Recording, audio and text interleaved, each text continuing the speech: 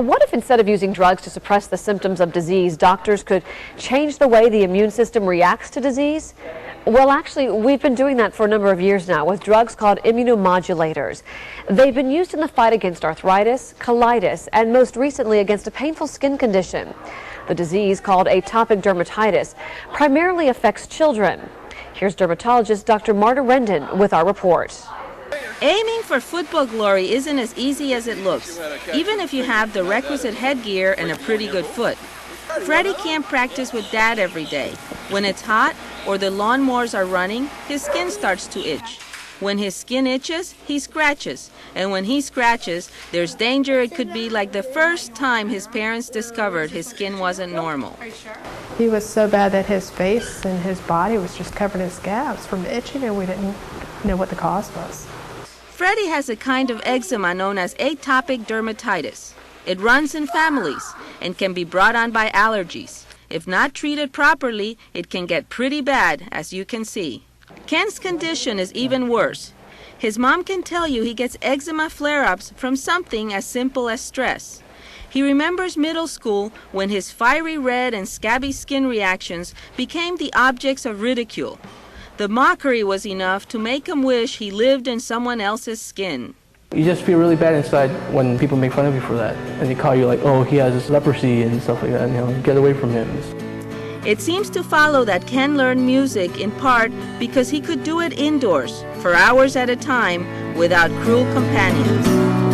What is it that you're missing that you need so bad?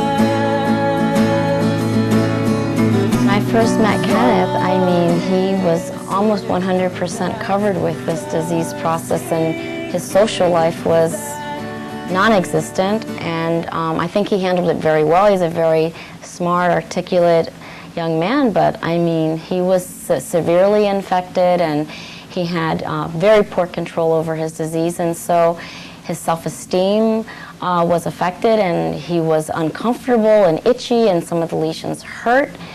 So it was interfering significantly with his functioning. Jacqueline Scheinman is what Ken will be like 60 years from now. Among all the people who have atopic dermatitis, 20%, like Jackie, will have it for life. You get used to, you end up wearing long sleeves and collars up to here, and not wearing anything but long pants. But I found that during the night, my sleep was disturbed because I was scratching. The biggest problem is these people itch. They're constantly scratching.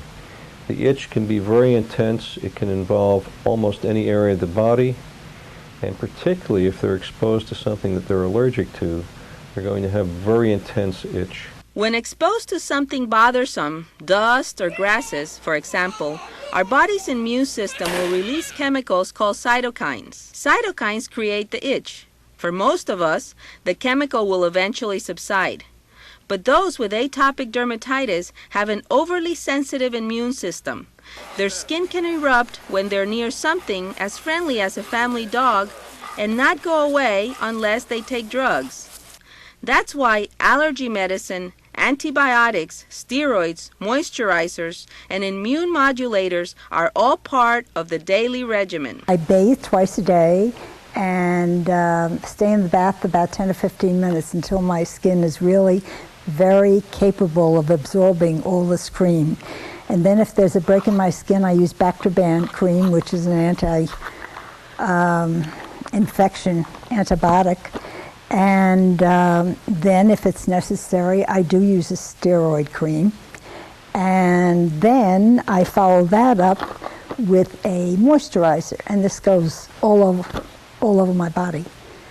So I'm slippery, but feel better. Dr. Ana Duarte, a pediatric dermatologist, has recently introduced her patients to a new class of drugs that will modulate the immune system at the skin level. You may remember when immune modulator therapy was first developed for heart and liver transplant patients. Surgeons, anticipating that the body would naturally reject newly transplanted organs, gave their patients immune modulators both orally and intravenously. Topical immune therapy is similar but different. It works at the skin level. It can either quiet overactive skin responses or inhibit an imbalanced skin response before it occurs. The new ointments and creams represent the first new treatment for eczema in more than 40 years. The new class of medications actually is known as the topical immune modulators, or TIMs for short. And these medications have now been available in a topical form for approximately 1 to 2 years. And it really has revolutionized the treatment of atopic dermatitis in that now we don't have to use as much of the topical steroids. Steroid creams, while they're quite effective in controlling the problem, have certain side effects. They can thin the skin with long-term use, particularly if it's high potency, and they're less safe to use on certain areas that are very sensitive, like the face or in the axillary folds, whereas Protopic is safe for use anywhere on the body. Why don't you just learn to love yourself? Using Protopic on his face brought Ken back into the spotlight without embarrassment. Yet, accepting the life-altering nature of his condition probably helped too. The singer-songwriter, now happier in his skin, has matured well beyond his years. This is Dr. Marta Rendon in Boca Raton.